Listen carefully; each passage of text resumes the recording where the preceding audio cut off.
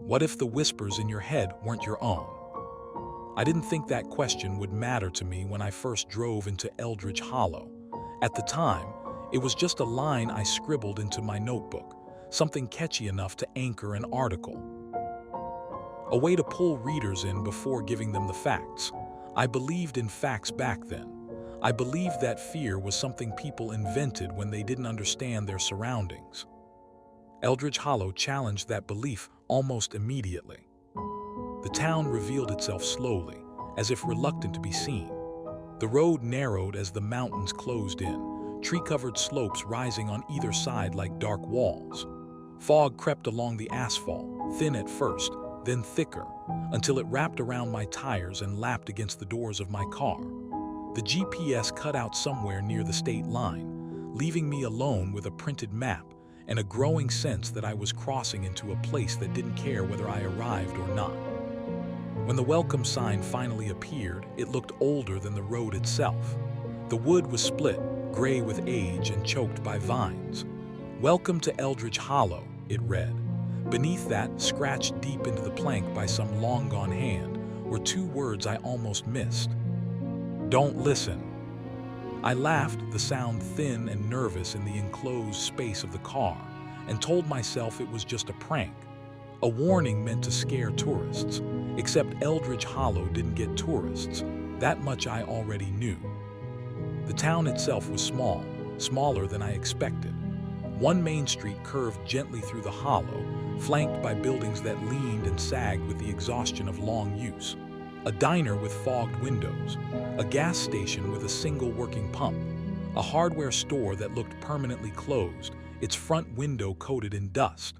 Houses climbed the hillsides, scattered unevenly, their porches facing inward as if the town had turned its back on the forest surrounding it.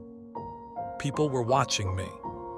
Not openly, not with curiosity, just watching. Faces appeared briefly behind curtains, then vanished. A man sitting on a bench outside the diner lifted his head as I passed, his eyes following my car until I turned the corner.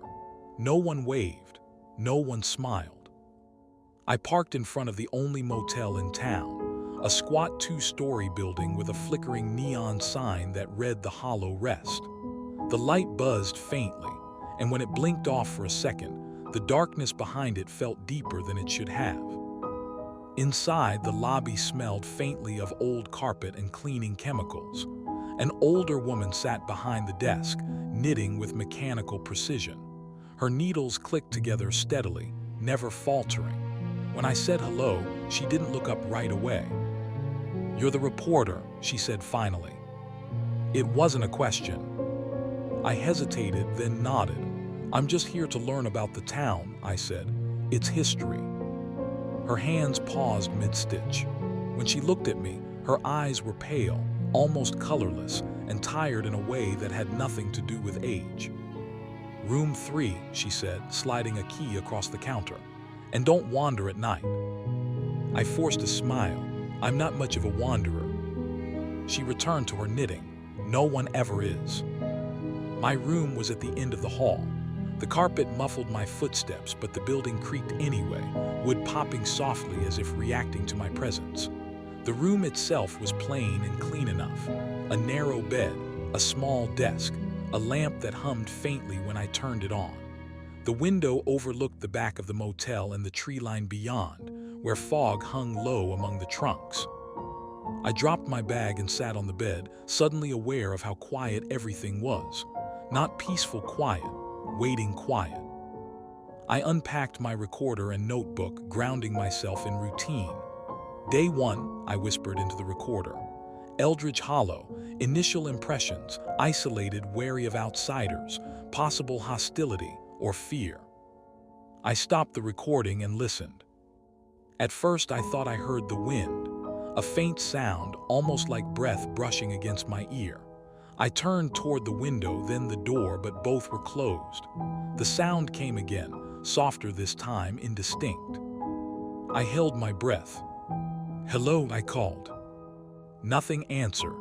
No footsteps in the hall, no voices, just the low hum of the lamp and the distant, almost imperceptible creak of the building settling. I laughed quietly and told myself to stop being dramatic. New places always felt strange at first. Fear was a reflex. It would pass. That night, I slept poorly. My dreams were crowded with dark tunnels and narrow passages carved into black stone. I could hear breathing echoing all around me, layered and close, as if something unseen was moving just beyond the edge of my vision. Beneath it all ran a low murmur, too soft to understand but heavy with intent. I woke suddenly, heart-pounding, sheets twisted around my legs. The room was dark. The clock on the nightstand glowed faintly, 3:17 a.m. The sound was still there. Not the breathing, the whispering. It wasn't loud. It didn't need to be. It hovered just beneath hearing, threading through my thoughts like static. I pressed my hands to my ears, but the sound didn't change. It didn't come from outside. It came from everywhere. "Stop," I whispered. The sound vanished instantly, leaving behind a silence so complete it rang. In the morning, sunlight filtered weakly through the fog, painting the town in dull gray tones.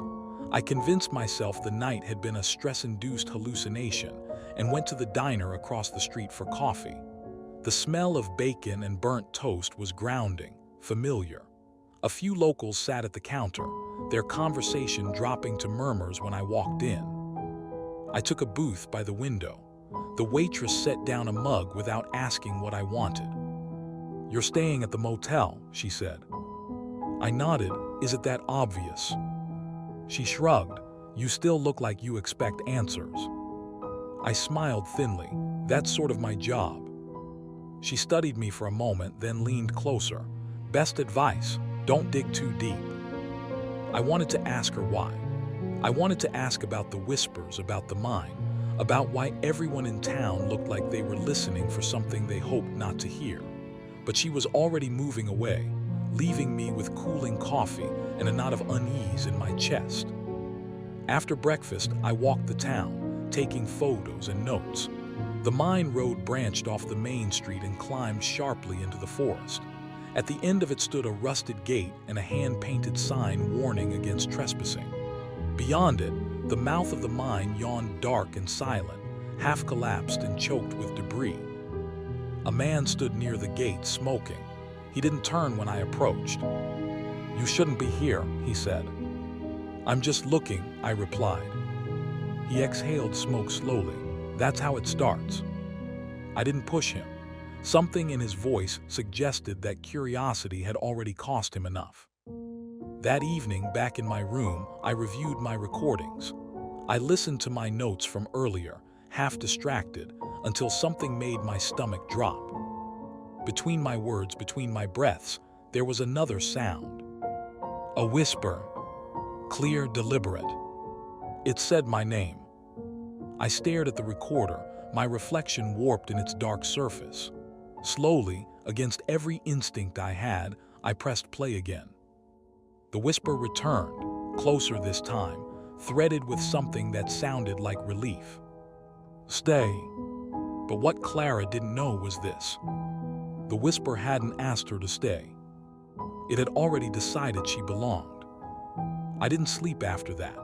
I lay on the narrow motel bed staring at the ceiling, replaying the recording over and over until the batteries died. Every time the word surfaced, my name, spoken with that soft certainty, I felt something cold slide deeper into my chest. I told myself it was interference, a glitch, a trick of exhaustion.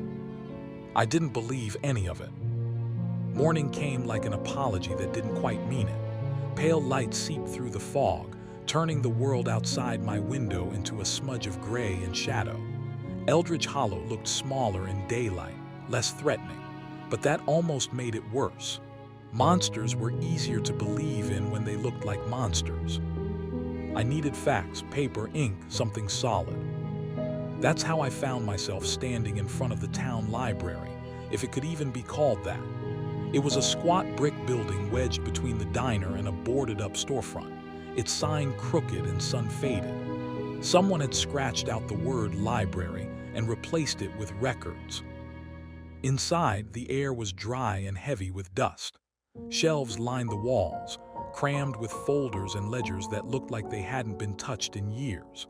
A single man sat behind the front desk, hunched over a book so old its spine had split. He looked up as soon as I stepped inside. "You're not from here," he said. I smiled politely, that obvious. "You still walk like the ground won't swallow you," he replied. That wiped the smile off my face. "I'm researching the mine," I said, "local history." His expression hardened. "You won't find much. I heard most of it burned." His eyes flicked up sharply. "Who told you that?" I didn't answer. After a moment, he exhaled and stood, moving slowly like his joints protested every step. He led me to a back shelf and pulled down a thin, battered box. "Officially," he said, setting it on the table, "the mine collapse was an accident. Old supports, poor oversight. That's what the state signed off on." "And unofficially?" I asked. He opened the box. Inside were newspaper clippings, handwritten notes, police reports with entire paragraphs blacked out. As I read, a pattern emerged, one that made my skin prickle. People heard things before they disappeared. Voices in the walls, whispers at night. Loved ones claimed they talked to someone who wasn't there. Some followed the sound straight into the woods. Some walked willingly into the mine. Others came back. I paused at a photo clipped to a report. A woman stood at the edge of the forest, barefoot, eyes unfocused, dirt caked under her nails. "What happened to her?" I asked. The librarian closed the box. "She lived." Relief flickered through me. Then she talked. His voice dropped. She screamed every time someone whispered her name. They had to move her out of state. Even then, she didn't last long. A chill crept up my spine. "Why isn't any of this public?" I asked. He met my eyes. "Because fear is contagious, and because the mountain doesn't like attention." That was the second time someone had said something like that. I left the library with copies of what little I could legally take, my notebook heavier than it had been an hour earlier. The diner was louder than before, but the sound felt forced, brittle. I slid into my usual booth. The waitress approached, hesitation written all over her face. "You should go," she said quietly. "I just got here," I replied. She shook her head. "You've been here long enough." I leaned forward. "What's in the mine?" Her jaw tightened. "Something that listens." "Listens to what?" She glanced around, then back at me. "Fear, regret, secrets people never say out loud." I laughed weakly. "That's not an answer. It's the only one we've got." That afternoon, I walked toward the mine again. Not all the way, just close enough to see the gate, the warning sign, the dark mouth beyond. The man from before was gone. The forest was quiet in a way that made my ears ring. I stood there longer than I meant to, staring into the blackness, until a thought slipped into my mind that didn't feel like my own. "It knows you're close." I staggered back, heart racing, and didn't stop walking until I was back in town. That night, the whispers came earlier. They threaded through my thoughts while I brushed my teeth, while I tried to write, while I lay in bed pretending to sleep. They didn't shout. They didn't threaten. They coaxed. "You're curious. You want the truth. We can help you hear it." I covered my ears, but the sound wasn't coming from the room. It was coming from inside me, echoing off thoughts I hadn't shared with anyone. I dreamed of the mine again. This time I wasn't alone. Shapes moved just beyond the edge of the light, tall and narrow, their outlines shifting like smoke. They leaned toward me, not touching, not needing to. When I woke, there was dirt under my fingernails. I don't remember leaving the bed. The next morning, I packed my bag. That was the plan anyway. But as I reached for the door, my recorder clicked on by itself. My voice filled the room, words I didn't remember saying. "I'm ready to listen." And beneath it, layered so softly it almost sounded kind, came the whisper again. Good.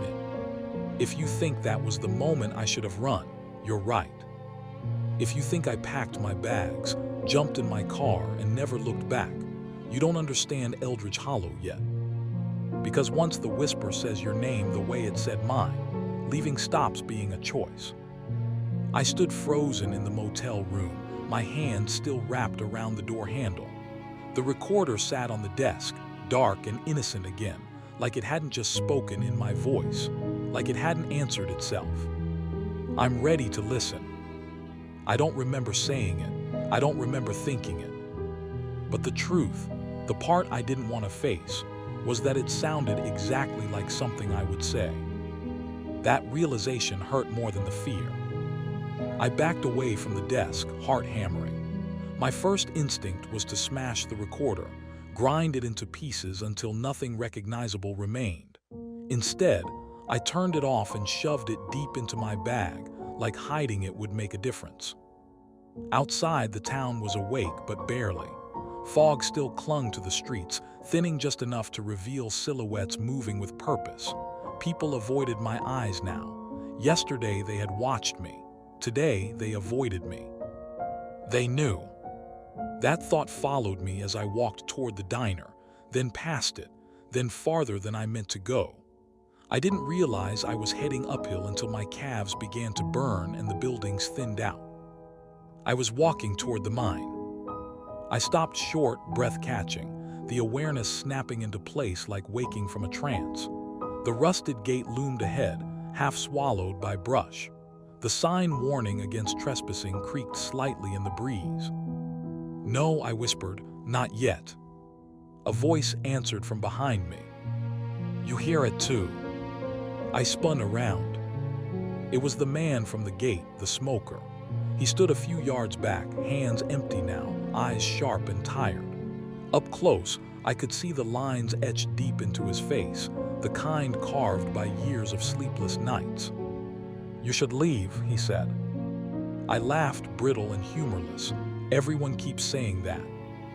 And you keep not listening." Something in his tone cut through me. Not anger, regret. "You went down there," I said. His jaw tightened. "Once. And you came back." He hesitated. Most of me did. That was enough. I followed him. We sat on a fallen log at the edge of the tree line, close enough to see the mine, but not so close that it felt like it was breathing down our necks. He told me his name was Eli, that his father had worked the mine, that he had followed the voices inside when he was 17, convinced they were calling him home. "They don't sound like monsters," he said. "They sound like you, like the parts of you don't say out loud." I swallowed. "What is it?" He stared at the mine entrance. "It feeds." "On what?" "Fear," he said. "Guilt. The kind of thoughts that keep you awake at night. It listens long enough to learn your shape, then wears it." I thought of the recorder, my voice, words I didn't remember speaking. "When did it start?" I asked. Eli shook his head. "It didn't start, it was found." He told me the real story of the mine collapse, not an accident, but a seal. Miners had broken into a cavern that wasn't on any map.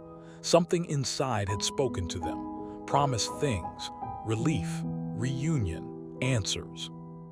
By the time they realized what it was, it had learned their voices. The collapse was the only way to trap it. "And now?" I asked. Eli looked at me. "Now it's hungry again." That night the town gathered. Not openly, not announced, but lights flicked on in houses one by one, and people drifted toward the old church at the edge of town. No cross hung on its walls, no symbols of comfort, just bare wood and long benches worn smooth by generations of restless hands. They didn't invite me. They didn't stop me either. Inside, the air buzzed with tension. Voices overlapped, hushed and urgent. I caught fragments as I passed. "She's hearing it. It's waking up. We warned them." An argument broke out near the front. The motel woman stood rigid, knitting needles clenched in her hands like weapons. She brought it closer. Someone snapped, glancing at me. "No," Eli said firmly. It was already stirring. All eyes turned to me then. For a moment, no one spoke. Then an older man stepped forward, his voice trembling. "It chose her," he said, "just like it chose the others." The whisper surged in my head, stronger than ever. Yes. I dropped to my knees. I don't remember screaming, but my throat burned afterward. Images flooded my mind, memories that weren't mine. Miners laughing, lovers whispering in the dark. 1,000 fears layered on top of one another, all being tasted, sorted, consumed. I saw it then. Not a shape, not a body. A presence. Something vast and patient curled deep within the mountain, listening through the rock like it was flesh. It had no face of its own because it didn't need one. It wore ours. I understood its origin in a flash of terrible clarity. It wasn't born here. It was summoned, drawn by desperation, fed by suffering, bound by fear. And now the binding was weakening. I came back to myself gasping, hands clutching the wooden floor. The church was silent. People stared at me with a mix of horror and hope. "You can hear it clearly," the motel woman said. "Yes," I croaked. "Then you can help us," someone else said. Eli knelt beside me. "Or it can use you." Those were the choices. Help seal it again, or become its mouthpiece. That night, the whispers didn't try to coax me. They begged. I sat alone in my room, recorder on the desk, bag packed but untouched. Outside, fog pressed against the glass like a living thing. "You're breaking, Clara. Let us carry it. Let us take the weight." I laughed, tears streaming down my face. "You don't want to help," I said aloud. "You want to eat." The whisper paused. Then it smiled inside my mind. "If you thought the town was afraid before, wait until you see what it's willing to sacrifice to keep the mountain quiet. Because tomorrow, they're taking me into the mine. And the thing waiting down there already knows my voice." Time was running out. I felt it in the way the fog pressed closer to the windows that night, in the way the whispers no longer waited for silence to speak. They slid through my thoughts even while I was awake, even while I was moving, like they were done asking permission. Sleep didn't come. I lay fully dressed on the motel bed, staring at the ceiling, listening to the building breathe around me. Every so often, I caught myself holding my breath, afraid that if I exhaled too loudly, something would answer. Tomorrow, they would take me into the mine. Not invite me, not ask. Take. Sometime near dawn, there was a knock at my door. I jolted upright, heart hammering. For one terrifying second, I was certain it would be my own voice calling from the hallway. Instead, Eli's low whisper slipped through the crack. "Clara, we need to talk now." I opened the door just enough to let him in. His face looked drawn, eyes ringed dark, like he hadn't slept either. "Someone's missing," he said. My stomach dropped. "Who?" "The librarian. He didn't open the records room this morning. His house is empty, door wide open." I didn't need the whispers to know what that meant. "He heard too much," I said. Eli nodded grimly, or it decided it was done waiting. The town reacted the way it always did, quietly, efficiently, with practiced fear. No search parties, no sirens, just doors closing, curtains drawing tight. By mid-morning, it was like the librarian had never existed. That was when I understood something crucial. The town wasn't just afraid of the mine. It was protecting it. The whispers grew louder as the day wore on, sharper, more insistent.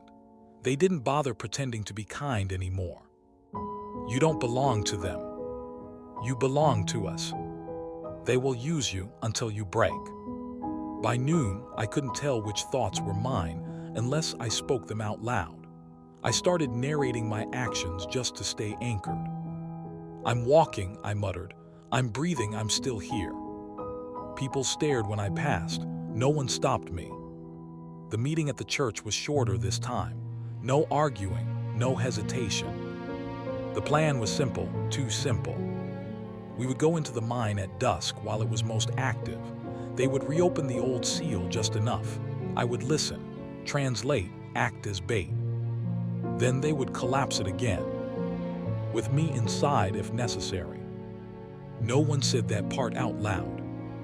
Eli stood with me near the edge of the clearing as the sun dipped behind the mountains. "You don't have to do this," he said, though we both knew it wasn't true. I almost laughed. "You said it yourself, it already wears my voice." He swallowed. "Then don't let it wear your will." The descent began just after dark. The gate screeched as it was forced open, metal protesting like it knew better. The air spilling from the mine was cold and stale, carrying the smell of damp stone and something older, heavier. We moved carefully at first, lanterns casting weak circles of light against the walls. The tunnel sloped downward, deeper than it had any right to be. My ears popped. The whispers swelled. "Welcome home." Halfway in, the first scream echoed from behind us. Someone panicked, someone ran. Their lantern clattered to the ground, light spinning wildly as footsteps retreated into the darkness. Then, nothing. No scream, no footsteps. Just silence. We didn't go back for them. I don't know who made that decision. Maybe the mine did. The tunnel widened into a chamber I recognized from my dreams. Black stone, strange, unnatural smoothness. The walls glistened faintly like they were wet, not with water but with memory. The whispers became a chorus. I dropped to my knees, clutching my head as voices layered over one another. Eli grabbed my shoulders, shouting my name, but his voice sounded distant, distorted, like it was being dragged underwater. Then the entity spoke clearly. Not aloud. Inside me. "You see now. They brought you to feed us. Just like the others." Images flooded my mind. People I'd passed on the street, their fears laid bare. A mother terrified of forgetting her child's face. A man haunted by the moment he didn't pull someone back from the edge. The mind drank it all in. And it offered something in return. Relief. I felt myself slipping. The fear dulled. The pain softened. For one blissful moment, I understood why people followed the whispers willingly. Then I heard Eli scream my name. My real name, not the version the mine had shaped. I latched onto it like a lifeline. "No," I whispered, "you don't get to finish me." I stood, legs shaking, and faced the darkness at the heart of the chamber. "You're not a god," I said. "You're a parasite." The whispers hissed, furious now, voices overlapping in rage. "We are hunger. We are truth. Your fear," I snapped, "and fear only wins when we listen." The ground shook. Somewhere behind me, the others triggered the charges. The walls groaned. Cracks raced through the stone like lightning. The entity screamed, not in pain but in loss. I ran. The tunnel collapsed behind us in a roar of stone and dust. Hands dragged me forward. Someone fell. Someone didn't get back up. We burst into the night air as the mountain shuddered and settled, the mine sealing itself once more. For a long moment, no one spoke. Then the whispers stopped. The silence afterward was unbearable. I survived. But survival isn't the same as escape. Because even now, when the world goes quiet, I sometimes hear my name, not from the mountain, but from somewhere much closer. And if you're listening carefully, you might hear it too. If this were the end of the story, I'd tell you the silence lasted forever. I'd tell you the mountain slept, the fog lifted, and Eldridge Hollow learned how to breathe again. But silence is fragile. It cracks if you listen too closely. The days after the collapse blurred together. The town moved the way a body does after a trauma, slow, deliberate, testing each step to see if something still hurt. The mine road was blocked off with fresh earth and heavy stone. No signs this time. No warnings. Just the quiet agreement that no one would go near it again. They treated me gently, too gently. Food appeared at my door, blankets, soft questions that didn't ask for real answers. Eli checked on me every morning, his relief at seeing me alive written plainly on his face. He never stayed long. None of them did. I was a reminder. The whispers were gone mostly. Days would pass without a sound, and I'd almost believe it was over. Almost believe I was myself again. But then the world would get too quiet and I'd feel it. That pressure behind my thoughts, like a hand hovering just short of contact. The mountain didn't speak anymore, but it listened. I tried to leave a week later, loaded my car, thanked the people who wouldn't meet my eyes, hugged Eli goodbye. The engine turned over just fine. The road out of town looked the same as the road in, narrow, fog-laced, winding upward through the trees. I made it 2 miles. That's when the radio crackled to life. Not static. My voice. Calm, familiar, saying my name the way only I ever did. I pulled over so fast the tires screamed. My hands shook as I shut the engine off. The radio went silent instantly, as if it had never been on at all. I sat there for a long time, forehead pressed to the steering wheel, trying not to cry. Then I turned around. Eldridge Hollow welcomed me back without comment. That was when I understood the truth. The whispers had been circling all along. The entity wasn't sealed. It was changed. The mine had been its mouth, the mountain its body, and now it needed something else. Someone else. I was the echo. The realization came quietly, without drama. No voices, no visions, just the sudden, terrible clarity of a puzzle snapping into place. The entity hadn't lost its hunger. It had learned restraint, learned patience, learned me. I went back to the library ruins and finished reading what little survived. The oldest records spoke of a watcher beneath the earth, drawn to fear like heat. It could be trapped, wounded, slowed, but never destroyed. Every generation found a new way to carry it. A mine, a church, a story. A person. Eli found me there that night, sitting among the dust and broken shelves. "You're not staying," he said. It wasn't a question. "I don't think I can leave," I replied. He stared at me for a long moment. "Then we find another way." We didn't tell the town what we were planning. They'd already sacrificed enough. Instead, we prepared quietly. I wrote everything down, every whisper, every sensation, every trick it used to blur my thoughts. I recorded myself constantly, anchoring my voice to my body, my memories to the present. The entity hated that. It pushed harder, slipping into reflections, into dreams, into the spaces between words. Sometimes it sounded afraid, sometimes angry, sometimes unbearably kind. "You don't have to be alone," it said. "You don't have to carry this." But that was the lie at the heart of it. It didn't want to carry my fear.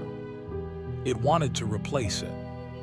The final confrontation didn't happen in the mine. It happened in me.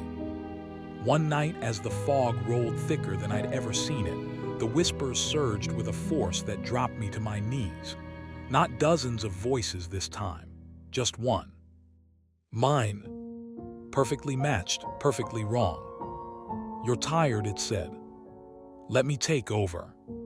You'll still be here, we'll still be you." I laughed through the pain, the sound raw and broken. "You don't understand," I said. "I already know what scares me." I opened my notebook and read aloud.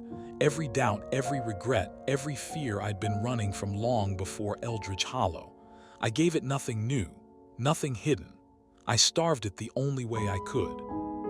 By refusing to look away. The pressure built, unbearable, like my skull would split open. Then, suddenly, it eased. The whisper faltered. Confused. I felt it retreat, not gone but diminished, reduced to a shadow pressed thin against my thoughts. An echo of an echo. That was the moment I realized the final truth. The entity could only feed on what we refused to face. I left Eldridge Hollow at dawn. This time, the road didn't stop me. I live somewhere quiet now, somewhere ordinary. I still record everything, still write, still listen carefully, deliberately on my own terms. Sometimes late at night I hear it, not calling, not begging, remembering. And when I do, I speak aloud, grounding myself in the sound of my own voice. Because the whispers were never the scariest part. The scariest part was realizing how easy it is to let something else speak for you. So if you ever find yourself alone, in a quiet place, and you hear your name spoken softly from nowhere, don't panic, don't answer, and whatever you do, don't listen.